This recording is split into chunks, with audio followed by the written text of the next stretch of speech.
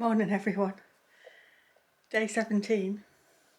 Before I get to actually hang it up, I just want to say thank you so much for all the lovely messages I've had about, well, about everything really, but about getting to 6,000 subscribers. It's just, well, it's exciting is what it is, but also I don't know what else to say other than thank you everybody. It's all down to you. It's all down to you deciding that you like watching what I'm doing here in my little room in the little corner of the northeast of the UK, and that makes me so happy. Thank you very much. And yeah, just that, there's nothing else I can say. I'm just going to hang my little 17 up, and I'm going to show you a recipe today. I hope you like it. Thank you very much. Today I'm putting up something my sister made me. So she made me these last year, and she did tiny crochet for the mistletoe and then wired in the pearl beads for the mistletoe berries. So that's what's going up today.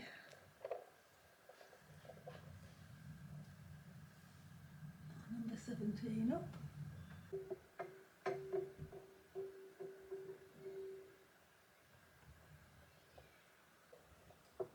That's looking super there. She used a tiny hook to do that crochet. Thanks, Wendy. Hello everyone. I'm back with a recipe this time, and it's a really good savoury biscuit. Now, I make a lot of food Christmas presents, and these are one of my staples. In fact, it's too nice to just save it as a Christmas present. I make these regularly through the year, and my daughter does too. I was telling her that I was about to make them, and she said how many times she'd made them, and it always goes down well when she takes them to friends and things. So the recipe is for a little mini savoury biscuit. So we have Mini Cheddars, which are little tiny savoury cheesy bites, and this is what these are. And I found this recipe on Pinterest many years ago, and it's so good I've never altered the recipe, which is something I quite often do. I just alter them to suit myself, but this one just works, and I thought it was worth sharing it with you. I don't think there's anything else to say other than to get on with it, show you what they turn out like, and link you to the wonderful recipe. So in my bowl I have 100 grams of plain flour with about a half a teaspoon of sea salt. Could just use normal salt, it's fine, but I happen to have sea salt, and that's okay. I have 50 grams of salted butter, and that's going to get grated. And then I have 190 grams of a strong cheese. Now I'm using strong cheddar cheese here. It says on the recipe Jarlsberg or Red Leicester, but you just want a good strong tasting cheese for the cheese to come through. And basically that is it. It's like a savoury version of a shortbread, I suppose. So you could put it all in the processor and process it up, but because I'm doing this for my video, I'm just going to grate it, and it'll be fine. I like to use butter like this for these types of recipes straight from the fridge, and then you can grate them, and it makes easy, light work of what the old-fashioned way would be rubbing in. You don't have to rub in if you use your butter directly from the fridge and it's cold. You just keep dipping it in your flour, and it doesn't clog your grater up. And what it also does is, if you're doing this for scones, it makes your scones really light. And if you're doing this for biscuits, it means you're not handling it very much. That's my butter grated in. And I'll just pick up some handfuls of the buttery flour, and I'll still put that through the grater, and it gets it finer and finer all the time. But definitely, if you have your processor handy, just put everything in the processor and it'll come to the ball of dough so quickly. Next thing, I'm going to grate up the cheese. I'll do exactly the same, really. Everything's grated in, and now you just have to bring it together. And it really is just like bringing together shortbread. And I don't add anything else into this, but my daughter said she quite often you put some chilli powder in to give them a little bit of a bite. And you could definitely add pepper. The main thing is to use a good strong cheese to begin with. I've just about got it together. It's taken me about 2 or 3 minutes of just kneading it. Probably it's getting softened by my hot hands. But definitely don't add liquid, it will come together. Put my bowl to one side. I'm just going to flour my board a little bit. Not too much. And just give it one last bit of a knead. And then I'm ready to roll out. I'll start and press it out, and then I'll roll it. It's a recipe that doesn't mind being re-rolled, so you can re-roll your trimmings without any problem. And I just try to use the minimal amount of flour and then roll it out. This is the rolling pin I bought the first week after I got engaged. In those days when people said, well, my mum and my grandma said, you have to start saving for your bottom drawer.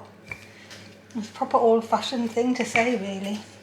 But off I went, and I went to a local place in Sunderland that used to sell kitchenwares and everything. And I was thinking, what can I buy for my bottom drawer? And I bought a rolling pin of all things. And this is it. Okay, I think that's thin enough. I reckon that's like the thickness of sort of a pound coin, or maybe 3 millimeters, something like that.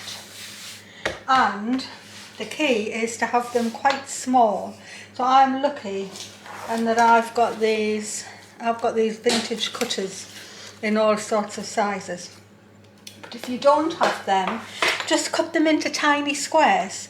But I think the key is to have them quite small. They're supposed to be just savoury little salty, savoury, cheesy bites. And so you really do not want them to be very thick or very big. I want to put them straight directly onto my baking tray. You'll find that they're really stable. It's not a soft, squishy dough. It's quite a stable dough. They don't spread. You can put them really close together. I'm going to get quite a few. I'm sure on the recipe it says something like 15, but you get a heck of a lot more than that. Or maybe the lady just cut them out bigger than I do. You can see they just come out. There's no problem, and they just press out onto your fingers without any bother at all. They make such a lovely Christmas present. Maybe get a paper bag or make a little cone out of greaseproof paper and then pile them in and tie them with a ribbon at the top, and give that along with some maybe seedy crackers and a nice piece of cheese and a jar of chutney. And I think anybody who likes savoury things, that's a really nice present. And actually, it doesn't take very long. And it means you've been thoughtful to give somebody something that they actually want. So I'm just going to re-roll all these trimmings. Hope I can get them all on one tray. That would be quite nice. So the next thing is, they need pricking. You can do this with a skewer. And it is quite important. And I just can prick them like that. You can make a pretty pattern if you're giving them for a present, but I don't think anybody really notices. I tend to go around in circles if I'm doing it with the skewer, like that. Or I take a fork and I do them with the fork. And neither way is better than another, as long as they do get pricked. It's quicker with the fork. You just have to hold them down while you prick them. And then 15 minutes in the oven at 180. And I'm on fan, so I'm down at 160. I don't know I can't remember what that is on gas. Could be Mark 5, but I'd have to check it. I am going to actually sprinkle them with an extra bit of salt, just because it pleases me to do that. Right, they're going into the oven now for their 15 minutes. I'll come back and it's time to take them out. I've just come out of the oven, and so they need to cool down. But you can see how they didn't sort of spread. They're just going to come off here, just lovely.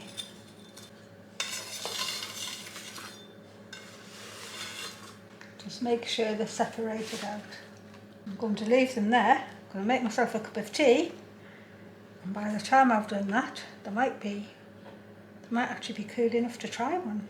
Well, they're cool, and I made 62, so I think maybe I just cut them smaller, but to me this is the perfect size. So they're just beautifully cooked all the way round, and I tell you, they're just salty, cheesy, short, melt in your mouth. You could put herbs in them, you could put extra cheese on top, you could do like Naomi does and put a little bit of chilli in, but to me they're absolute perfection just as they are, and I hope you'll give the recipe a try, because I think anybody would love to have them as a little present in their stocking. I hope you like that, and if you do, press the thumbs up button, subscribe to my channel, and see what else is going to come up. Not really any stitchery up till Christmas, but stitchery definitely in the new year. Bye from Marion's World, everyone. Enjoy.